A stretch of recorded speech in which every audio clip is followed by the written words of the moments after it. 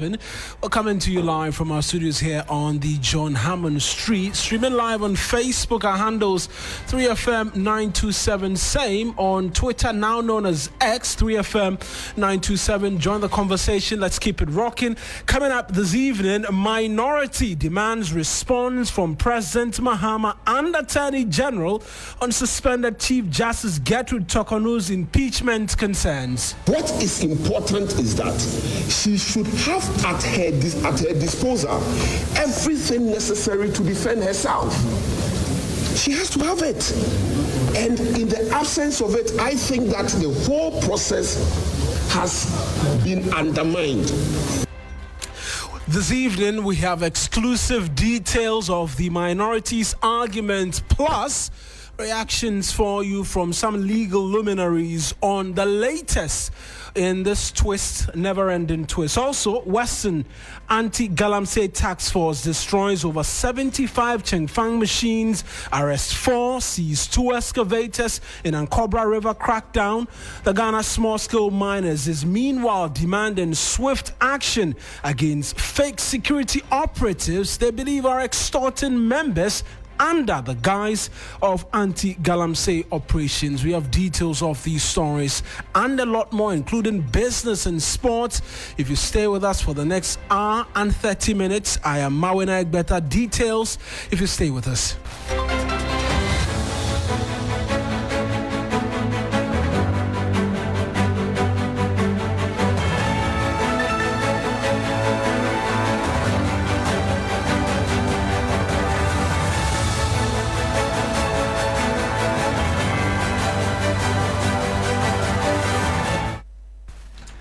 You're welcome to Hot Edition here on 3FM 92.7. A reminder that this bulletin is streaming live on Facebook. Our handle 3FM 927. Same handle on Twitter, known as X now, 3FM 927. Leave a message for us as we bring you the stories. What you make of it, trust that we'll do the reading for you if you stay with us all throughout the bulletin. Let's start off first, as you know, here on Hot Edition with news briefs. And Haliga is here with the latest. And good evening. What do we have in the news briefs? Hello, Mawuena. In today's summary, the Chief of Army Staff, Major General Lawrence Ankobra River, has embarked on a working visit to the northern region as part of his nationwide familiarization tour following his recent appointment to lead the Ghana Army.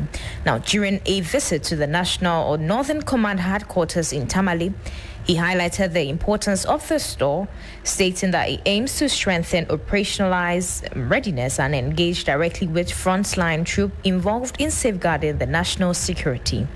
The Bank of Ghana has issued a strong warning to the public, banks, dedicated electronic money issuers and enhanced payment service providers, advising them to refrain from transacting with 10 money transfer organizations operating the remittance and foreign exchange markets without regulatory approval.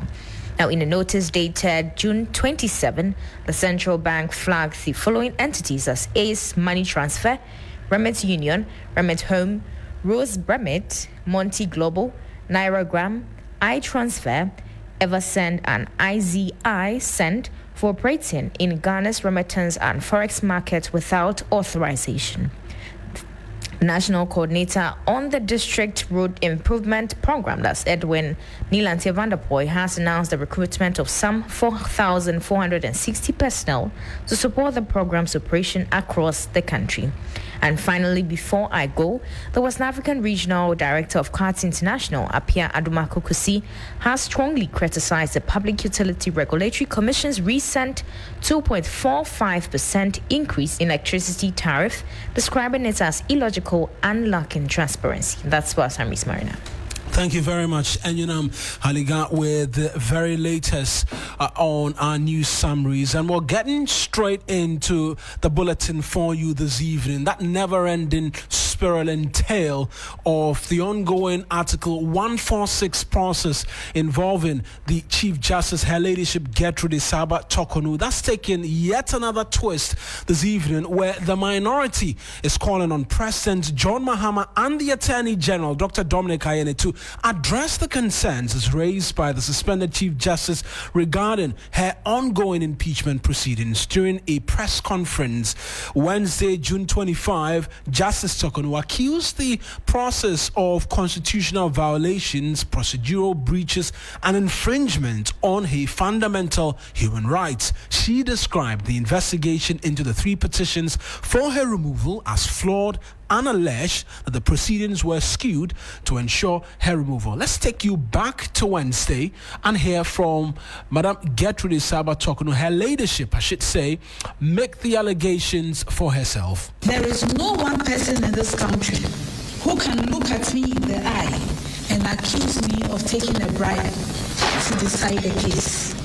This is the personal treasure of integrity that I live with.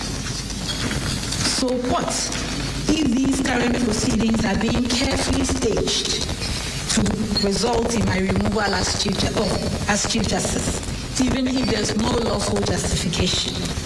And that's Gertrude Torkornoo. Apologies for the quality of sound there. We're just going to try and rectify that and bring to you really the argument she put forth on the date of June 25, exactly what case she made, and amongst many other things, her arguments that the procedure was not in line. Let's try and one more time listen to Her Ladyship Gertrude Torkornoo. When all Article 1, in this case, because they have permitted of a Chief Justice. Well then, challenges with the audio quality, but let's bring you back to the conversation involving the minority. Now, we know that despite these allegations, the government's Minister for Communications, Felix Kwakye Ofosu, dismissed her claims as far-fetched and reaffirmed the government's commitment to due process. But the minority insists a direct response from the President or the Attorney General is necessary. Now, listen to the Member of Parliament from Inchia South and ranking member on the Constitutional, Legal and Parliamentary Affairs Committee, Nana J. Bafo, who are raising these issues in Parliament early today. No matter what we think of the Chief Justice, it is for situations like this that the 1992 Constitution was promulgated. It was to prevent abuses of this nature. Clearly, it is an unfortunate situation that the very head of our justice administration is having to go through this. I do not care about the guilt or innocence of her.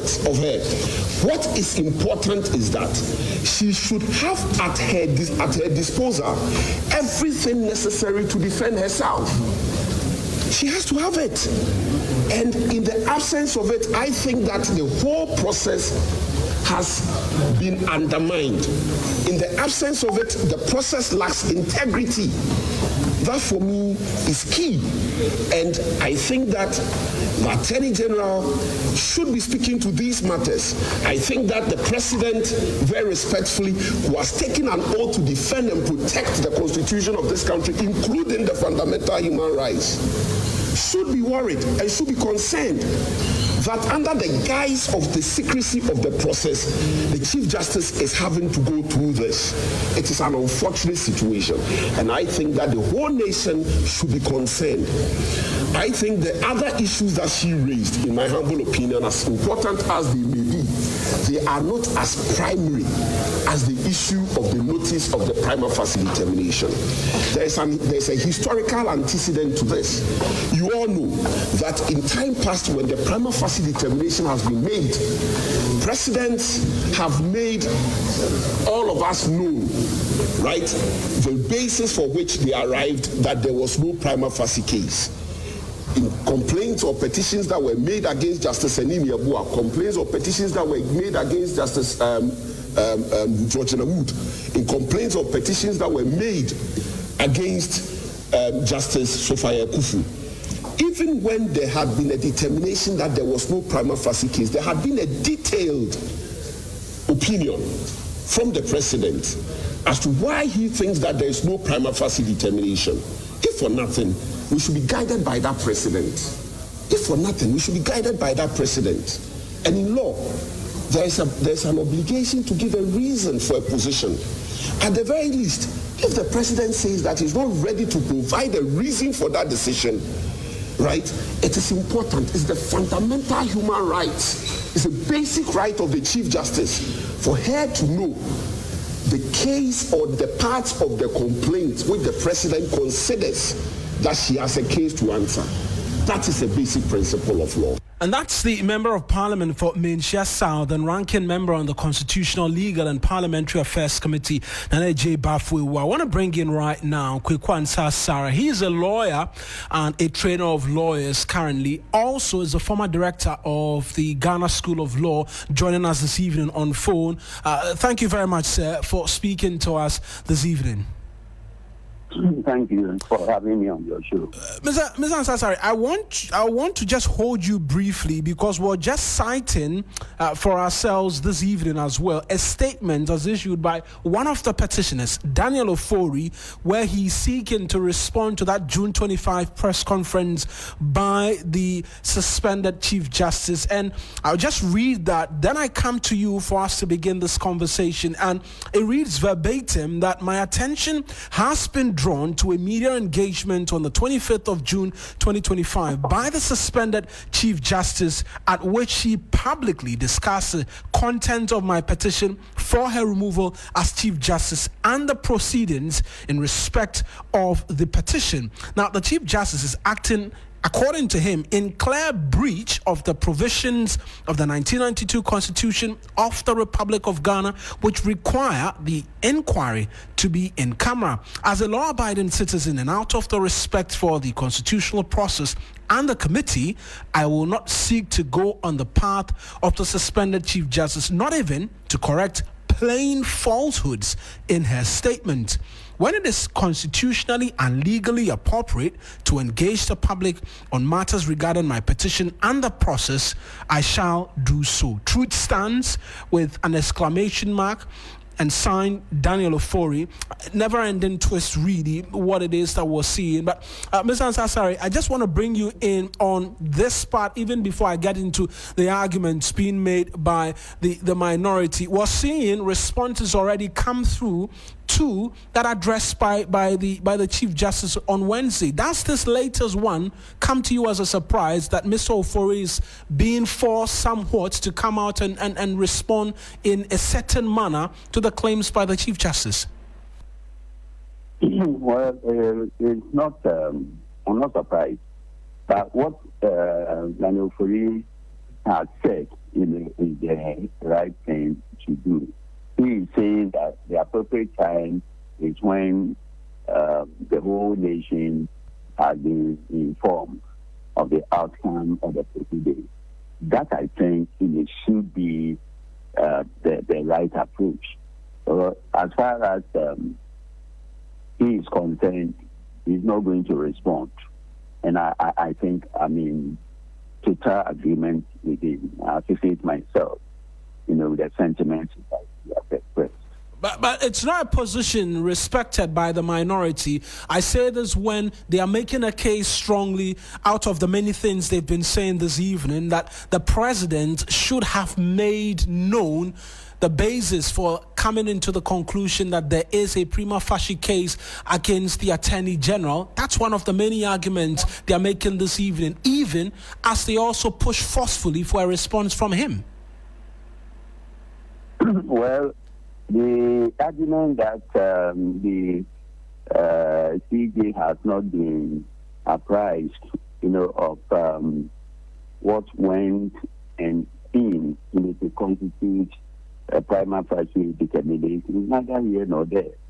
Once she has submitted herself, to the committee, he has waived or might be deemed to have waived, any such protestations. If he had them, he should have made them, to the committee at the first appearance that I have come, not to lend any credence to your assuming jurisdiction, but merely to protest, give protestations to you, and that I'm not participating until all the requirements have been fulfilled. Once she submitted herself to the adjudication, she deemed to have been supplied with whatever she needed, in order to make her appearance before the committee. So it's too late now, to be alleging breaches. By endorsing, by accepting the petition from the president and actually responding, she must be deemed to have been supplied with what she needed, to be able to make a response. But Counsel, being deemed to have been supplied is different when she's appearing before the committee, because she's making clear arguments that she's not been provided with the specific petitions or area points to which she's expected to answer for when she goes before the committee. I believe you heard her as well when she says that, for instance, the approach that's been taken by the committee is an adversarial litigation one, yet still she doesn't know the specific allegations she's expected to be responding to, raising concerns as well about breach of natural justice. Surely there must be a medium for her to be able to air these grievances and have them corrected, because everybody deserves a fair hearing. Well, the head of the meetings, I think you would have left this thing, to be expressed by a non-lawyer. I think the Chief Justice, he knows, the rules of procedure. And if there have been lacuna or lapses in the rules of procedure, and nevertheless, she submitted herself, to the jurisdiction of the committee. Why is she complaining? But you know what? Aside all that, we must commend the Chief Justice for her boldness in drawing attention to the ills within the justice delivery system. And for the first time, the Chief Justice of the Republic is informing or advising the general citizenry that our justice delivery system is sick. It is ailing and needs, emergency medication. I think we should commend her. For the first time, the ordinary litigants, must, go out, bold, tested, and be smiling that all the things they have been saying about the justice delivery system have been acknowledged by the Chief Justice herself. The Chief Justice is alleging, allegations of violations, of the law, violations of fundamental, principles and rules, violations of, the Constitution here and there. These are the sort of complaints, litigants to the court have been making, and each time, such allegations are made, they are swept under the carpet as being, the rantings of disgruntled, litigants. Now he is aggrieved. She now understands, what a grievance is, and what constitutes, a grievance. She is now a beneficiary of the broken system. So it is good the Chief Justice herself is acknowledging. So on her own showing and admitting, our justice delivery system is sick. It's sick and needs an emergency surgical operation. Right.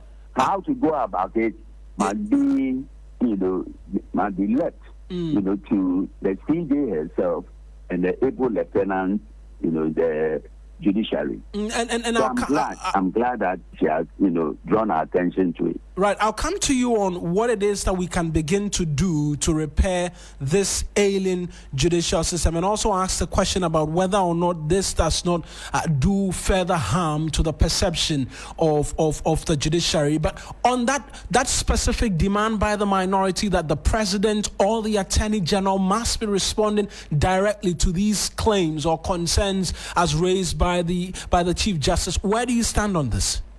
It is utterly misconceived, utterly misplaced. The president owes no duty whatsoever. In fact, if I were the president, I'll just ask my minister in charge of government communications to respond and tell them that the president, is very busy and already firmly committed with affairs of state. And therefore, the president thanks them. The president has, taken notice, but, will not make any comment. That should be, the stance of the president or the attorney general. I've heard you, but I'm not going to make any comment. How concerning? And it is pressed to tell them that let us all respect the, removal process. Let us have confidence in it. The Chief Justice, is, on trial in accordance with the Constitution, and the Chief Justice knows and has absolute trust in the justice delivery system. So when all, is said and done, then the president will address the nation, on whatever, has been associated with it. That must be the president's response. Ms. Ansah, hold the line for me. I want to bring in Mustafa Gbande. He's a Deputy Director of Operations at the Presidency as well, the Deputy General Secretary of the NDC, who's also, unfortunately, is not on the telephone line with us. So let me just come to you on in concluding that. So yes, the president should not be paying heed to these calls by the minority, but they are making them nonetheless. Does it surprise you that the minority, understanding fully well the processes currently that have been instituted, are making this demand? Well, I'm not surprised. The minority is behaving like a wounded tiger. The MPP is still licking its wounds. It hasn't recovered, from the shock, that it received. And it has become a party of disorder and dismemberment. The MPP in 1992 was, a party, comprising able men and women who had absolute confidence, in the system of governance, right. Had absolute, confidence in everything. They had, the likes of DJ Darocha, Itala JT, Obeisai, and the Dombo, Jato Kaleo, and CK Sedam. Today, most of the people at the helm of affairs are jokers. And the MDP seems to me to be leaderless. And anybody, that struggles to find an able leader to lead them, will do what the minority is doing. They have become lawless, they have become unruly, they have become, orderly, and always trying to plunge the whole nation into chaos. If I were the minority, we would just, go back to do, our homework and restore confidence in our supporters, and try to rediscover, past glory, rather than what they are doing. What they are doing now, will not advance, their political cause, any more than what they suffered, at the hands of the NDC at the last poll. December 8, 2024, was a general underperformance for the MPP. Let us hope that they will learn their lessons, do the right thing, stop the ugly noises, and chew the path, of law and order. Instead of this unruly behavior they are demonstrating to the general public. Right. Finally, on that question I asked about whether or not all of this that continues to play out does not do more harm to the judiciary than good, how do we begin to even try to attempt repairing all of this and fixing the ailing judiciary, as you have alluded to? You know what?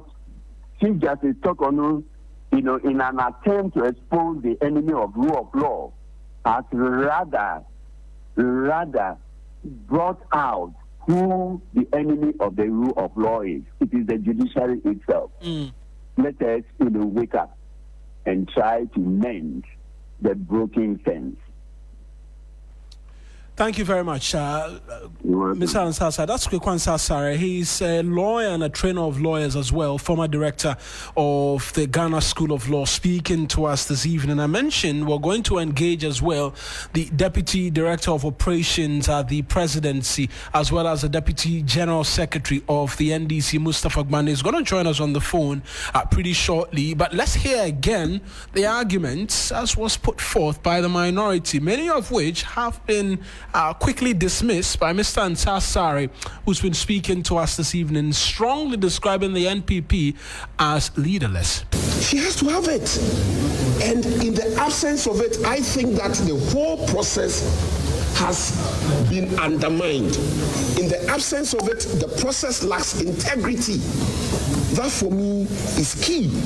And I think that the Attorney General should be speaking to these matters. I think that the President, very respectfully, who has taken an oath to defend and protect the Constitution of this country, including the fundamental human rights, should be worried and should be concerned that under the guise of the secrecy of the process, the Chief Justice is having to go through this. It is an unfortunate situation, and I think that the whole nation should be concerned. I think the other issues that she raised, in my humble opinion, as important as they may be, they are not as primary as the issue of the notice of the prima facie determination. There's a historical antecedent to this. You all know that in time past, when the prima facie determination has been made, presidents have made all of us know, right, the basis for which they arrived that there was no prima facie case. In complaints or petitions that were made against Justice Enimi Abua, complaints or petitions that were made against Justice Georgina Wood, in complaints or petitions that were made against Justice Sophia Kufu. Even when there had been a determination that there was no prima facie case, there had been a detailed opinion from the President as to why he thinks that there is no prima facie determination. If for nothing, we should be guided by that precedent. If for nothing, we should be guided by that precedent. And in law, there's an obligation to give a reason for a position. At the very least, if the President says that he's not ready to provide a reason for that decision, right, it is important. It's the fundamental human right. It's a basic right of the Chief Justice for her to know the case or the parts of the complaint which the President considers that she has a case to answer. That is a basic principle of law. Right, that's Nana Bafwe Jewa, who's a member of Parliament from Insha South as well, the ranking member on the Constitutional, Legal and Parliamentary Affairs Committee of Parliament. I want to read just a comment that's come through via Facebook, our live stream on Facebook. I mentioned you're a part of the conversation for us this evening as we bring you these stories. This one from Edward Dugbaza. He says the committee refused to give the CJ the charges which amounted to prima facie. If not, her lawyer should ask for it. That's a comment from Edward Dugbaza, who's following the bulletin on Facebook. Do well to do same there as well. But Mustapha Gbande is joining us right now on the telephone lines. I mentioned he's the Deputy General Secretary of the NDC as well as the Deputy Director of Operations at the Presidency. Mr. Gbande, thank you very much and for your patience as well, holding the line and joining us this evening. The NPP minority wants you to do one thing, or wants the President to do one thing: respond directly to the allegations by the Chief Justice. They say they are not pleased with that press statement by the Minister for Government Communications. Hence, they want either the President himself or the Attorney General to be responding. Well, because they have categorically mentioned the President, I believe that the senior minister designate for communications will appropriately consult to the Presidency and respond to that. But my personal view is that what the minority as a political group got to do with the matter or an adjudicating committee, law for that matter, a Chief Justice have been attending and appearing before this committee. So the ordinary thing who Mr. Bande, I apologize, but you have to reposition for us as the connection to you is suffering a number of noise. I can hear you, but there's continues to be screeches that doesn't allow you to hear properly the submission. Let's try one more time. You were making the case that they do not understand properly what is happening. Well, it's a deliberate infliction of ignorance by the minority too, and also a continuation of their attempt to politicize the matter and the removal of the Chief Justice. And I also think that the Chief Justice herself will go down in history as one of the propagandists the worst Chief Justice Ghana have ever experienced.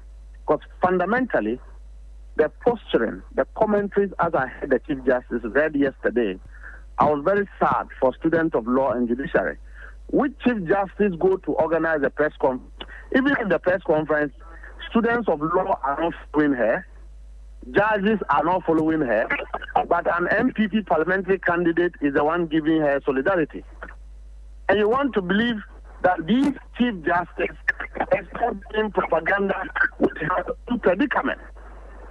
Even if fundamentally there is nothing the matter before the committee. The Chief Justice is publicly misconducting herself, and she knows that.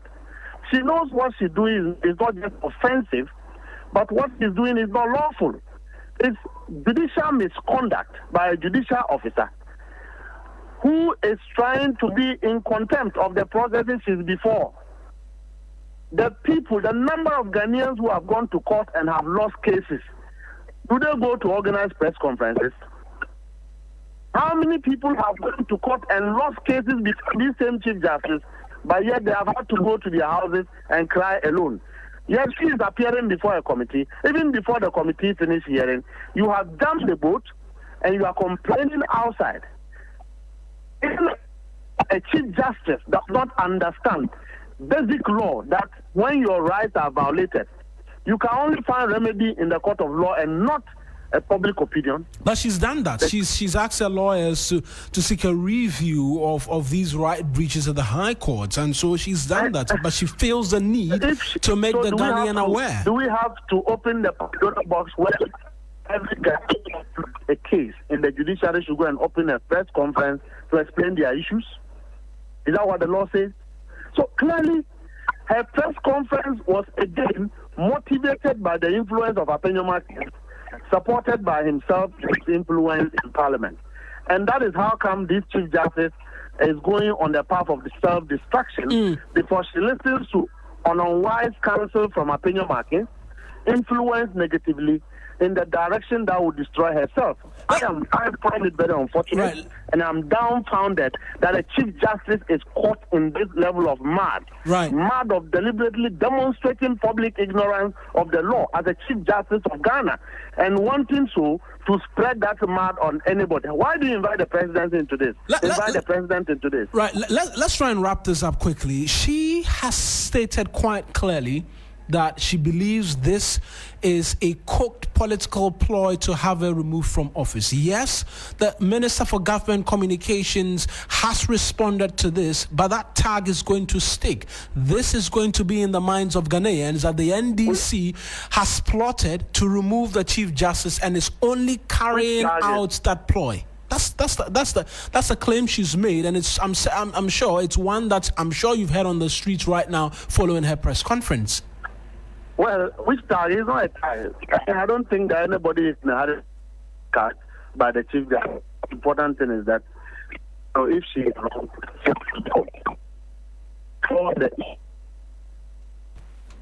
Mr. Bande, are you still with us? Was awarding contracts to her daughter. Was it Mustafa that influenced her? Didn't you know that it was wrong? But these matters are not before the committee. Because she commented in public. When the Chief Justice was taking double rent, living in a government bungalow and taking 20%.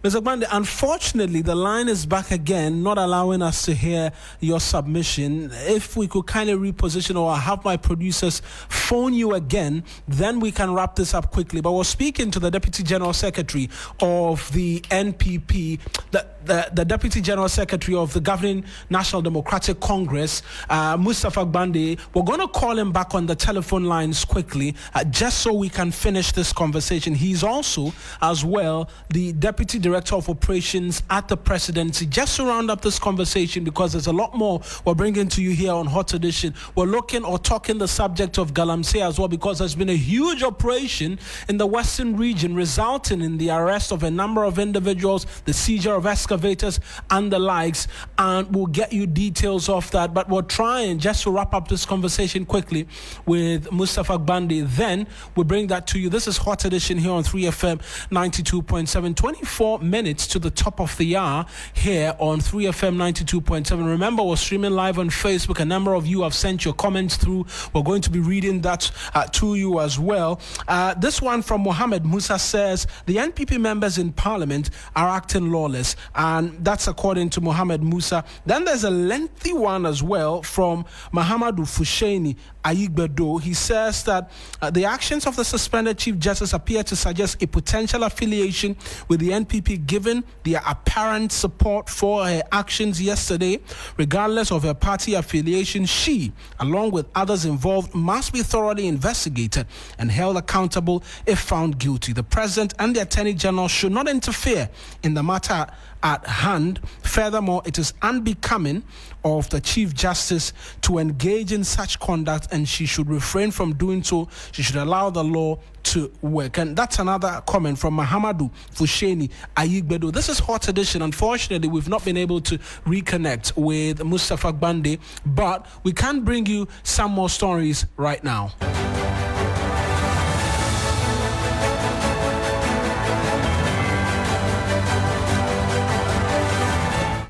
22 minutes to the top of the hour. Let's go straight to the Western region right now, because the regional anti-galamsey task force there has destroyed over 75 changfang machines, arrested 4 suspects, and retrieved 2 excavators on the Ankobra River in support of government's Blue Water Initiative to protect water bodies.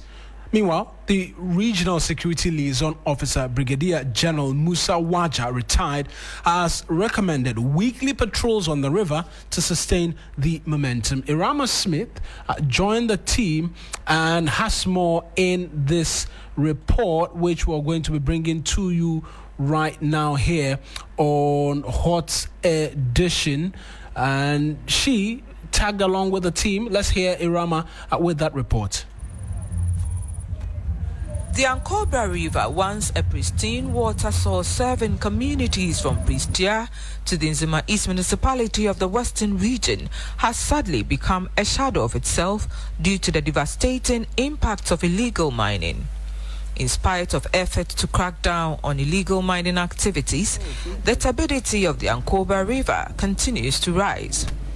It is to help address this that the Western Regional Minister Joseph Nelson mandated a combined patrol of the Western Naval Command and the 2nd Infantry Battalion, led by Brigadier General Musa Waja, retired.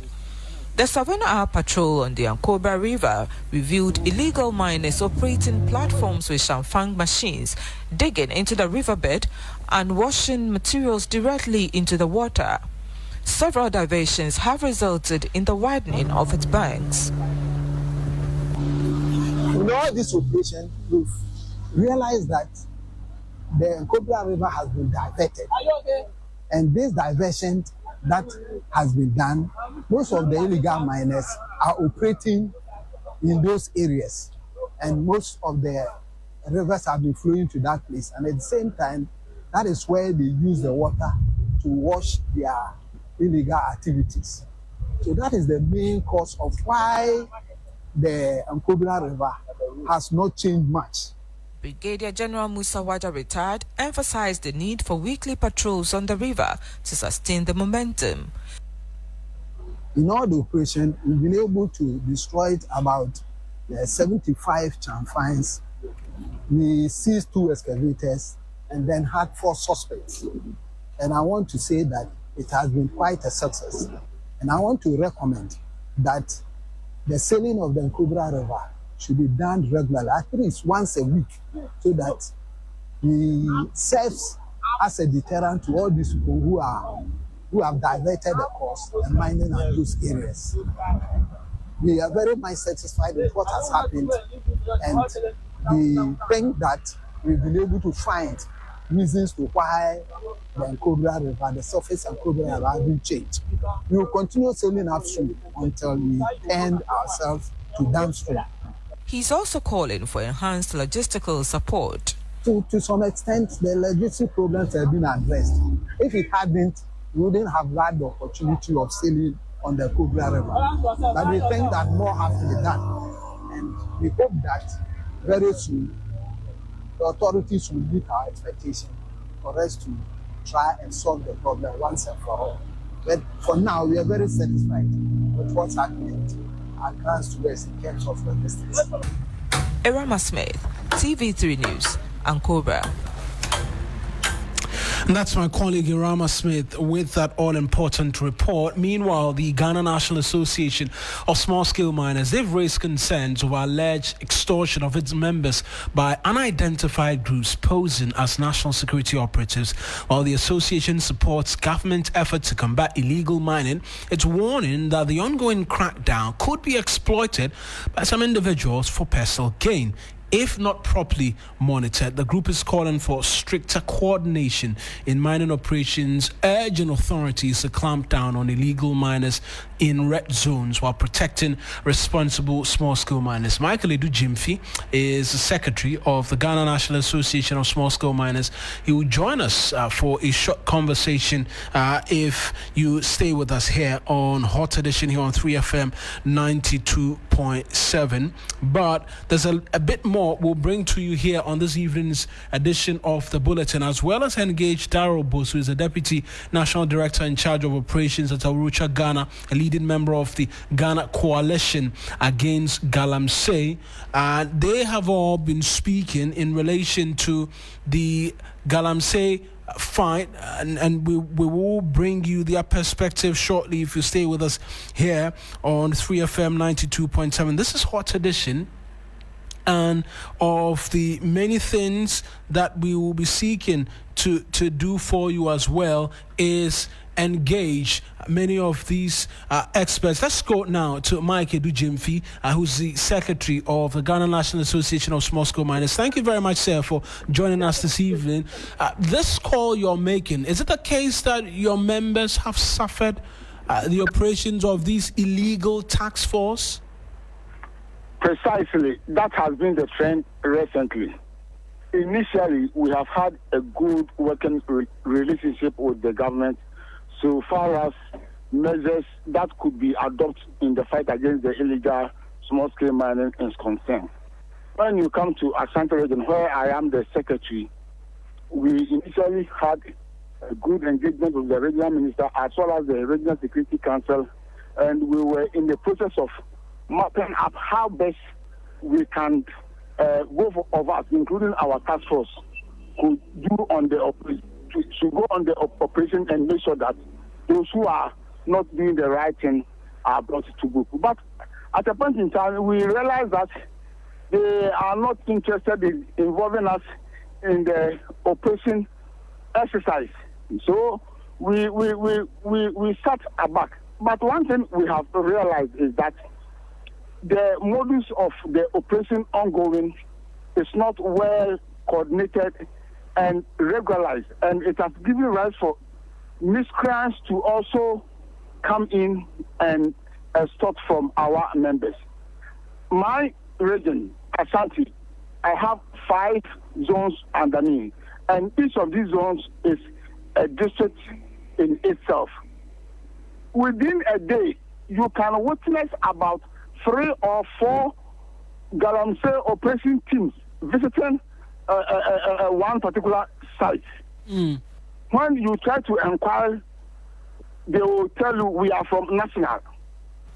They don't show IDs. They don't display any of that. No. And they are not interested in engaging you to know whether you are licensed miner or not. Their excuses that they have been sent. So if you have anything to prove your innocence, let's get to where they are coming from. When you get to the superiors, then you deal with them and try to prove your legal right to mine. And this has been creating a sort of intimidation, harassment, and extortion. Right. You will never realize. Then someone has climbed onto your excavator, has taken the control board. So all that we want the government to be aware is that maybe what is going on is going on the blind side of the government. Right. This is not the type of operations we are anticipating. We are not saying that government must not go in for those who are doing the wrong thing. We are willing to partner with the government and make sure that those who are doing the wrong thing are flashed out. But the system of operation going now must be reviewed because it will give rise for miscreants to also take part of the whole thing just to serve their parochial I'll come to you again on your engagement with the government and the relevant stakeholders within the mining space on these concerns. But let me bring in as well Daryl Bosu, the Deputy National Coordinator or the Deputy National Director in charge of operations at Arusha, Ghana. Mr. Bosu, you've heard them. It does appear, even as we're on the head-on fight against illegal mining, there is another problem rearing its head of persons taking advantage of these operations to make money for themselves. Yes, good evening, Mawuena, and really thanks for having me. I must say that it is very disturbing, and I agree with you that in as much as we are very happy about the concerted effort by government scaling up operations to deal with illegal mining activities, if there are other people misrepresenting themselves, impersonating national security agents, going about also pretending to be dealing with galamsey just so that they can extort money from these miners, then it is very bad. And I think that what needs to happen is that there needs to be a coordinated action. And I think maybe this is also the reason why yesterday the government launched the National Anti-Illegal Mining Operations Secretariat, 9 months as I understand. The whole idea is to get rid of all of these people who are moving about across the country and indicating that they are national security, when in actual fact they are not. So I believe that it is gradual. This situation was the case also in the previous administration. Now this government says, no, we are not going to allow this scattered effort. We are now going to structure it, bring it all under one administration. So I think it's the way to go. And I'm very happy that it is coming now, because right now we need all the effort and we need it very coordinated, very structured, so there's no confusion among those who are doing legal mining against those who are doing illegal mining. So I think it's about time that we deal with them, and maybe the step of launching the 9 months, as they call it, will come to address this problem. And on the part of government, these concerns are coming up now, being discussed in the media. What should the relevant stakeholders be doing? The persons responsible for these task forces, what should we be seeing them do between now and whenever the next operations are happening? Because we know, even as we speak today, the operations are happening in different parts of the country. Yes, I think we all know that the IGP is out there with a team doing some work, and we don't know about other national security teams also on the ground. It's about time maybe government really put out a word and let everybody know that there's now a coordinating unit. They need to have their own identifiable insignia so that when they're on the field, there's no confusion. And I think that the local police, this is where the police at the district level and the regional command can really assist the intelligence service to address issues of persons impersonating security officers and extorting money from miners. This is where they can also come in to help address the matter. So I think that we all need to have a concerted effort, use intelligence, use the men on the ground and get to it. And then now that there's also a secretariat to coordinate all of these anti-illegal mining operations, we need to let the public know how to reach these people, the kind of insignia to look for, what is their identifiable mark and all of that, how they dress, what vehicles they use and all of that, the public needs to know so they can report on people who are going about pretending they are national security operatives when they are not. So I think this is the way to go. And I think the miners should also do the right thing. They should also report people they are not sure of. And I believe that the Secretariat will put out a number so that they can verify at any point in time whether a group here is legal or not. And I also want to entreat government to ensure that they do this with all the agencies that it deserves, so that people on the ground will also have confidence in the fight against galamsey. Mr. Bosu, thank you very much for speaking to us. Let me return and conclude with Mr. Edu Gyamfi. You have raised these concerns. Are you taking them to the respective agencies within your zone? For instance, let's start off with your zone, where you always say you have 5 concessions plus, and began to discuss these challenges to your colleagues in the mining space. That is exactly what we have been doing, and we did not anticipate where we are now, because, as I said, we have had a good engagement with the government right from the beginning. And based on the deliberations that have gone between the association and the government, we think things must be done in a better way than what we are seeing now. Just this afternoon, I got a call from Adansi area, and I was told Hannah Bisu is also leading a team going around on operation. But you see, all these things are giving room for those who are not expected to do this to be part of this. So, as the other man said, that it is high time, since this thing has been brought to their attention, they need to work out and come out with a more coordinated way of doing the operation. I think that is what we are also calling for. We are not against what the government is doing to sanitize the small-scale mining sector. We are all for it. We are ready to even give out our task force so that we all go out and make sure that the right thing is done. So all that we are trying to do is to talk to those who are at the helm of affairs, especially now that we have the MMDCs.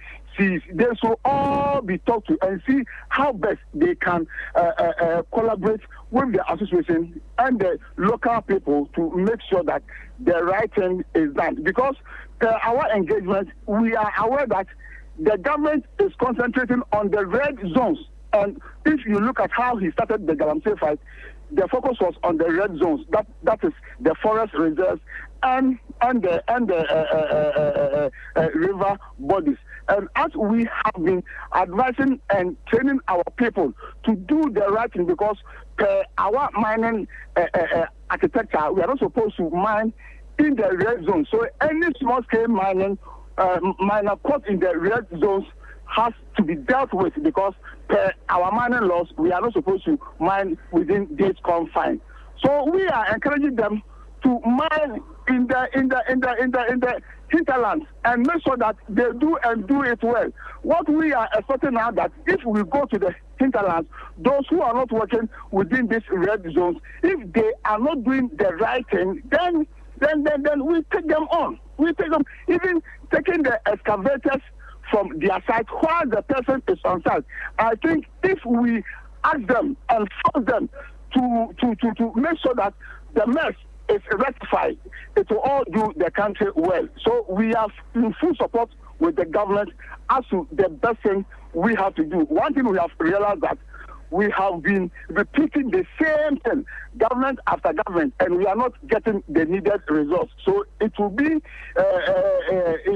part on our part that these things are repeating, which we expect will not give us the good results. We sit back and keep quiet. So we are just making a wake-up call to the government and make sure that this time we do things differently so that we get the needed results.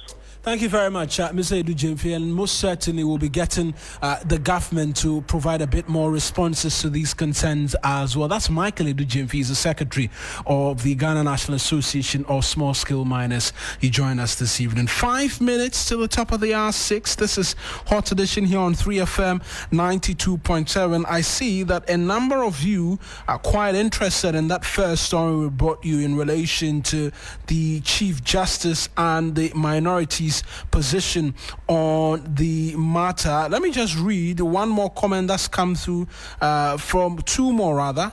This is from Tete Zuta. He says that the president will never fall for this trap in relation to the minorities' request for the president to speak directly to these claims. Then there is Mohammed Musa as well, who sends this one in again, who says the NPP members in parliament are acting lawless. The NPP can go to court and seek a redress there.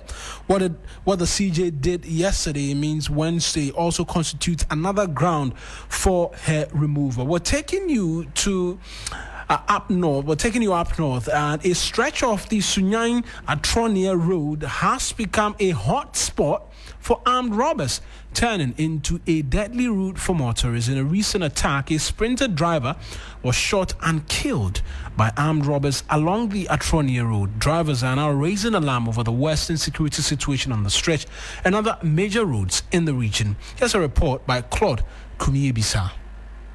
The Sunyani-Atronia Road, once a busy transit route, has now become a nightmare for drivers following years of neglect and poor security. Armed robbers are taking advantage of the abandoned state of the road, attacking motorists with impunity. The latest victim, a Sprinter driver who was shot by robbers on Friday evening, sparking fear among commercial drivers and residents of Atronia who ply the route. Anytime that you want to go speed, you can't. Yeah, so the road is not good, and we are seeking for help from the government, that if only they can do something to help us. Because you cannot even get car around 2:30. You cannot, because of the armed robbers, because of what is going on this way. We are just appealing to them. At least they should come and patch the road for us, or else the other places that are very deteriorated, they should come and just remove the bitumen for us, so that we see that we are using a feeder road. Because now we can't say that this is a tiled road or it's a feeder road. So we are just pleading to them that they should come and do something about this for us. The situation is not limited to the Sunyani-Atronia stretch. Drivers also report increasing robberies on the Sunyani-Wenchi and Sunyani-Brekum roads. However, in a bold and proactive move to ensure the safety of residents and travelers, Chairman of the Bono Regional Security Council, RECSEC, and Regional Minister Joseph Adai Akwabwa has intensified security efforts along the Sunyani-Atronia and Sunyani-Brekum roads, two of the region's busiest and most vital transport routes. In a visit to the community by the Regional Security Council during road checks, the Bono Regional Minister allayed the fears of the people with assurance of enhanced security.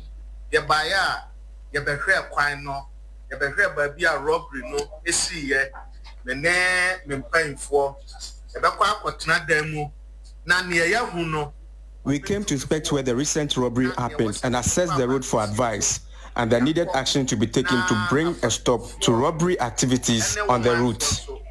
I assure you that there will be no robbery on this road again as I live here.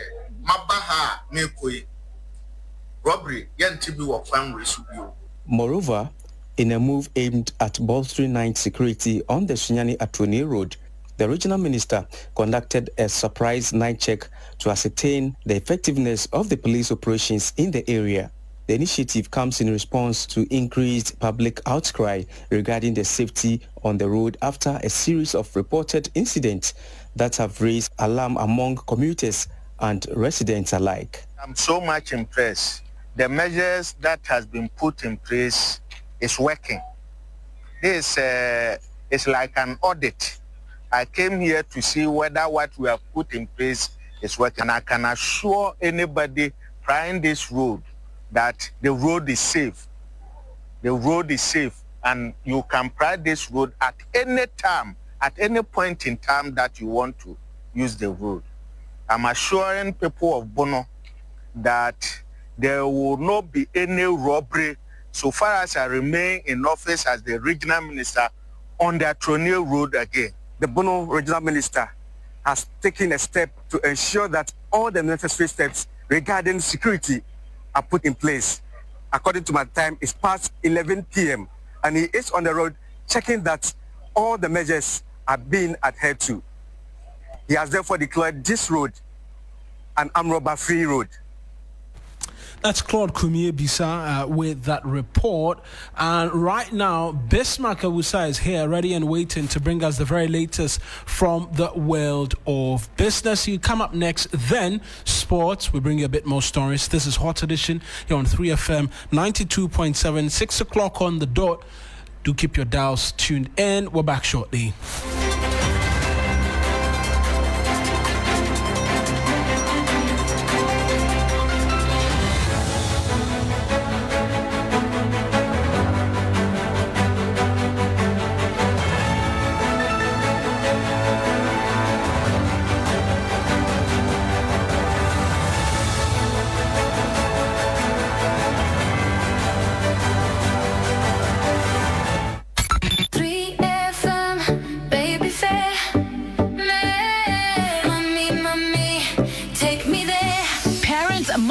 Calendars is the 3FM Baby Fair happening live on the 11th to the 13th of July at Marina Mall Airport City in Accra from 10 a.m. and it's absolutely free. From baby essentials and kids wear to toys, skincare, educational material and so much more. Shop amazing deals on a wide range of childcare products all under one roof. Don't miss our sessions with the Ghana Pediatric Society and all the amazing mums with the Mum Circle, a safe space for young mothers to share tips and connect. And there will be fun activities for the kids with our Kids Corner, games for the family, good food and great vibes all around. To be a vendor, please call 0531 100 927 or 0532 200 927. It's the 3FM Baby Fair, your one-stop event for all your childcare needs.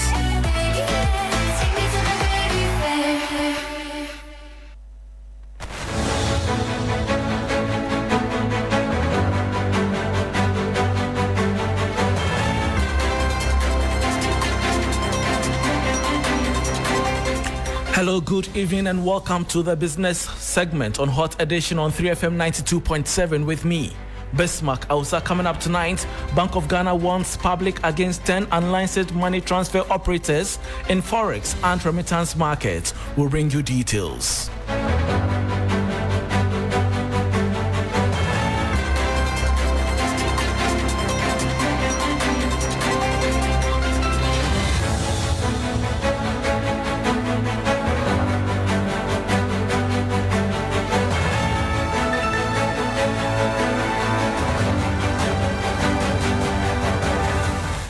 Thanks for your company. Now to the details. The Bank of Ghana has issued a strong caution to the public and financial institutions to immediately stop transacting with 10 unapproved money transfer organizations operating within the country's remittance and foreign exchange markets.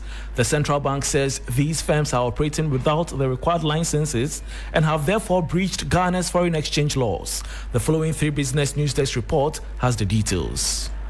The Bank of Ghana is cautioning the general public and financial service providers against dealing with 10 money transfer organizations, MTOs, it describes as unlicensed and operating illegally in Ghana's forex and remittance space. A statement released by the central bank lists the unapproved firms as Ace Money Transfer, Remit Union, Remit Home, Rose Remit, Monty Global, Nairagram, iTransfer, HuruPay, Eversend, and EasySend. According to the bank, the operations of these firms violate provisions of the Foreign Exchange Act 2006, which require all entities handling foreign exchange or cross-border money transfers to be licensed by the central bank. The Apex Bank is urging banks, dedicated electronic money issuers, and payment service providers to desist from doing business with the listed firms, warning that failure to comply may lead to severe sanctions, including license withdrawal. Meanwhile, approved MTOs are reminded to route foreign exchange flows strictly through their partner institutions and comply fully with operational guidelines. The Bank of Ghana says it will not hesitate to take action against any institution in breach of these regulations. And that was a 3 Business News Desk report on the Bank of Ghana warning the public against some 10 unlicensed money transfer operators in the forex and remittance market. Now, the Ghana Revenue Authority is set to roll out a new tax system targeting the informal sector beginning July 1. The GRA has announced a modified tax scheme aimed at improving compliance and boosting revenue collection among informal sector workers. Under the new system, individuals not currently registered with a GRA but earning below 20,000 cedis annually will pay a fixed quarterly tax ranging between 25 cedis and 45 cedis. Those with turnover between 20,000 cedis and 500,000 cedis will be taxed at a flat rate of 3% on their earnings. Assistant Commissioner for Research and Policy at the GRA, Dr. Alex Combact, revealed this at the launch of a research report on informal sector tax compliance. He said the move is part of efforts to expand the country's tax base and ensure equity in tax mobilization. He also called on the public and the media to support the implementation of the new tax system.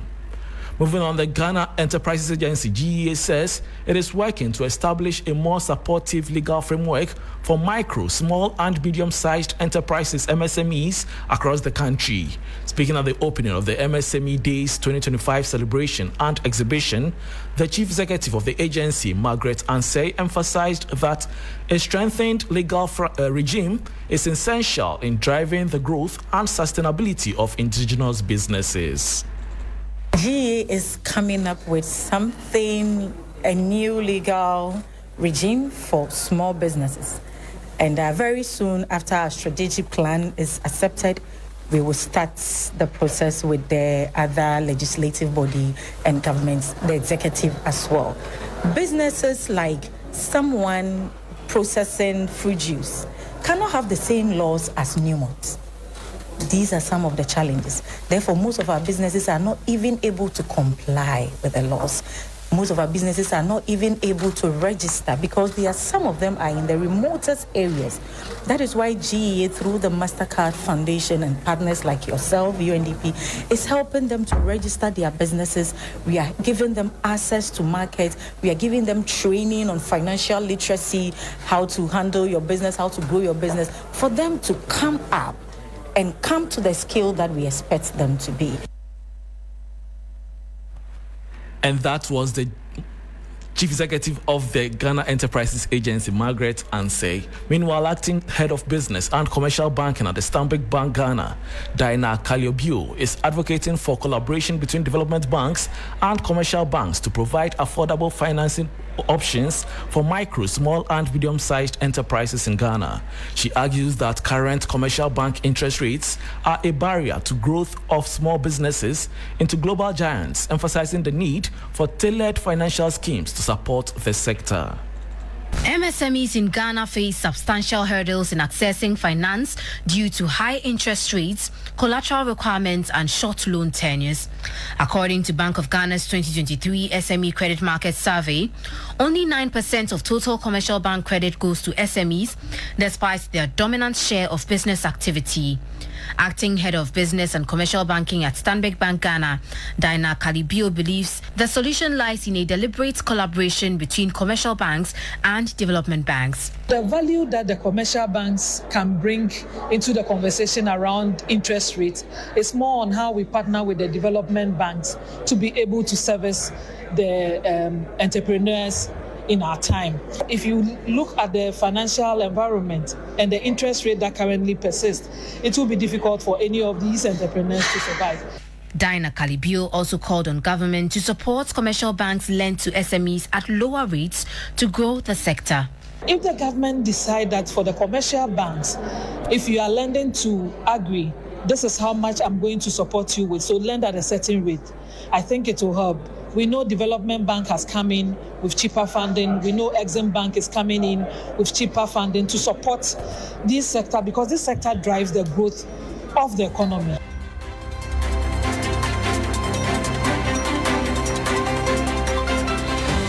And that report brings us to the end of Business News on Hot Edition on 3FM 92.7 with me, Bismarck. I will serve for more business stories. Please check out our website, it's 3news.com. Sports is next. Please wait.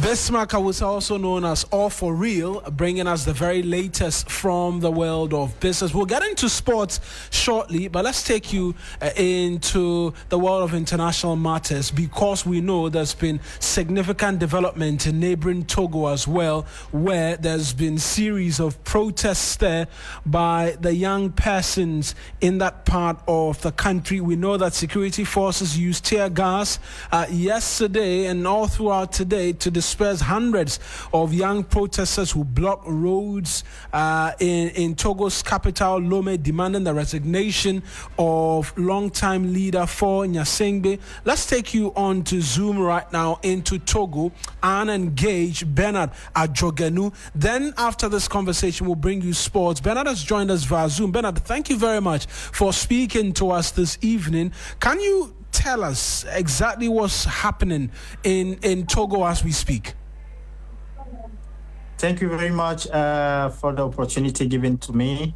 Currently now in Togo, there is a vague of protests that are going on, and as you can all see it through social medias, hundreds of young people has been out and are in in various places, and they are claiming better conditions of life and a better condition of treatment to salary and other basic necessary for their lives. And how long do they intend to be on the streets now that they've started?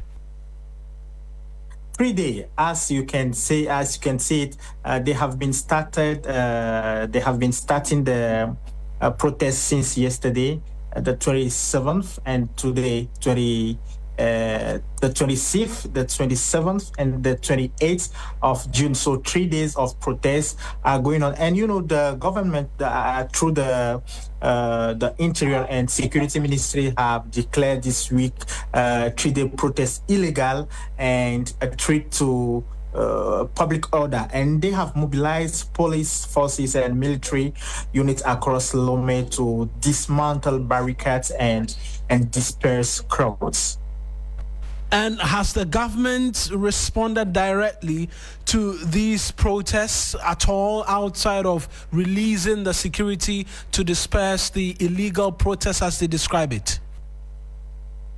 Government have been talking, but indirectly through the public function minister that have been host on private media, talking with an interviewer, and there have been various questions on which he has been talking about, and the question of the protests have been mentioned, and it is quite looking as I said, illegal. Even if the reason of the protest are legal, they are saying that the means or the way the protests are going is quite illegal. The real motives. Togolese youth are angry over rising living costs, including recent hikes in electricity tariff, persistent unemployment, political repression, and constitutional change, consolidating power in the in the party ruling the nation. So effectively enabling indefinite rule. You see it. And there were calls from civil society groups and influencers that have initiated mass mobilization and activities, including setting up barricades, burning tire, and brought a day-3 protests from June 26th to 28th. And just finally, are we expecting these young people to continue to be on the street? We know that the security has been seeking to stop them, but does it look like they are going to stop? As we're talking now, security forces continue to confront protesters with tear gas and batons. No indication has emerged that the authorities plan to de-escalate. But as you know, the young people are very, very determined to to come across this protest and come out with victory. And people are even saying that this will be protest movement till they have gain of what they are looking for. So it's like it is not about to end very, very soon or very early. That's the current situation that we are living here now. Bernard, thank you very much for speaking to us. That's Bernard Ajogenu. He is a journalist in Togo speaking to us this evening. I'm sure, Bernard, will be coming to you again. Our listeners and viewers as well will be looking forward to be able to get a bit more from you. Our neighbors at Togo, where there have been protests happening all throughout, Bernard Ajogenu providing us details. You're still listening to Hot Edition here on 3FM 92.7. We're streaming live on Facebook as well. Our handle's 3FM 927. It's time for us to bring you sports. And guess what? I should have been wearing the cap of a sports journalist when I started my journalism career, but I didn't. I'm here reading the news for you, and so I'm bringing you the sports news this evening. And we're starting off with news about just a moment there. We'll get the details for you if you stay with us here on Hot Edition.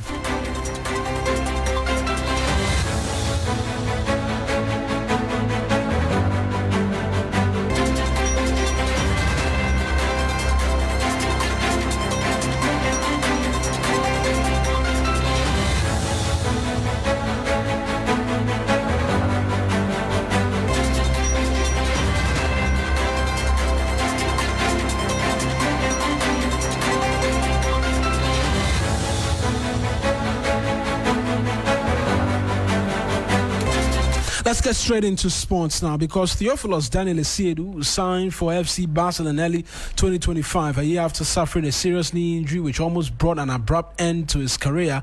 Now with a second chance, the defender looks to take it with both hands as he trains with the Basel first team this preseason. There's more in this report. His world come crashing down in January 2024. He had trialed with Swiss side FC Basel from Brecum Chelsea and was set to sign a contract. After going through his medical, the devastating news came. The medical team discovered the 20-year-old had an old cruciate ligament tear in his knee from his stint with Cheetah FC. The defender realized his career in football was hanging by a thread. It was a challenging period for Esiedu, who recounts crying non-stop at his designated apartment in Switzerland after speaking with his manager. I was crying. I called my mom and I told her, oh, this is what happened, my brother and everything. And they were advising me to calm down. It's just part of life. Esiedu's first few months in Ghana were challenging. He went back to Brecum to live with his family without the opportunity to play football, and with the inhabitants of the community constantly mocking him, the young man's confidence was at an all-time low. But a call from his manager one day gave him a glimmer of hope. He was asked to return to Basel, where he underwent surgery and went through a stringent rehabilitation program. On the 13th of May, which is last year, that was the day I did my surgery. So after, it was difficult because it took me for like 2 weeks. I can't sleep because they stopped giving me like painkillers, sleeping tablet and everything. It was difficult, but everything is mentality. And the doctor told me I'm going to spend like 1 year at home without training, just rehabilitation. But through grace, God grant me and everything. It's been like 7 months I was on the field. In February 2025, Esiedu signed a 1.5-year deal with an option of a further 3 years at Basel. That moment represented triumph and another chance for a man who was about to lose his livelihood. He began training with the second team, making his debut on February 22, and has recorded 10 appearances in the promotion league. This summer, he will join the first team on a preseason camp and has set his sights on competing side by side with fellow countryman Jonas Ajete. I told him, hey guy, you're gonna play together. You play at the right side, I play at the left side together. One day he said, okay. So I will be very happy to play with him. He's very strong, fast, and he's a great defender. So he teach me a lot. Now, As the CEDU prepares for pre-season with Basel's first team, every minute on the pitch is a testament to his resilience. He may have missed his first chance through no fault of his own, but his second shot is one he's determined to seize with both. And that's the story of Theophilus Asiedu, who were rooting for to get his career back on the line. Let's do some women's football now, because on July 5, the 2024 Women's Africa Cup of Nations will be starting in Morocco. As part of preparations for the tournament, 3 Sports brings you the 4th episode of WAFCON Daily, a comprehensive daily show providing insights into the competition by my colleague Akosia Ije. Welcome to another edition of WAFCON Daily, your go-to source of everything leading up to the 2024 Women's African Cup of Nations in Morocco. I am Akosia Ije, and today we're spotlighting Ghana's quest for continental glory.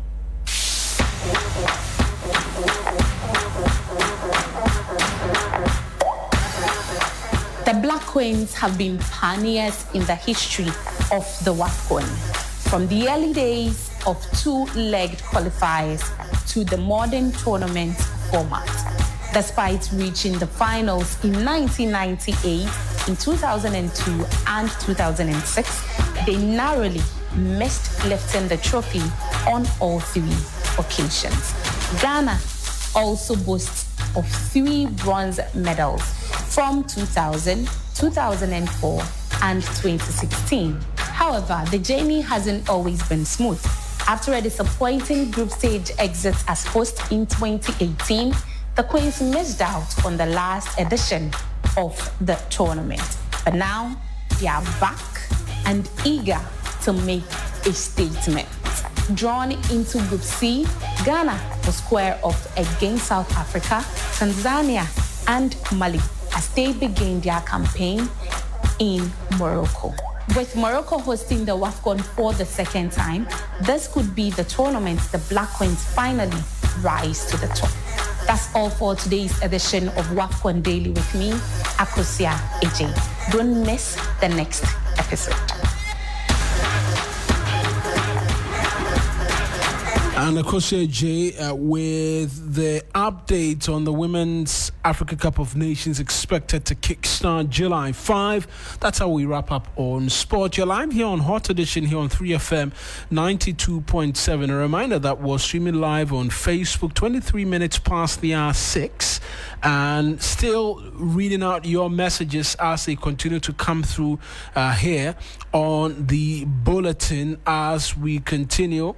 Just a few more minutes before we wrap up on today's edition of the bulletin. But we know as well that there's been significant development in other quarters, because in Cape Coast there was yet another building collapse, and that has brought quite a number of concerns, brings 6 the number of buildings that have collapsed in that metropolis in the last week. 3 deaths have occurred in these disasters, and 1 critically injured person remaining on admission, while several other victims have also been treated and discharged. It's resurrected concerns as to action taken by the Cape Coast Metropolitan Assembly, and it's a subject matter that we'll follow and bring you a bit more on. But just before we leave, the National Labour Commission has ruled that the ongoing strike by workers of the National Identification Authority is procedurally flawed.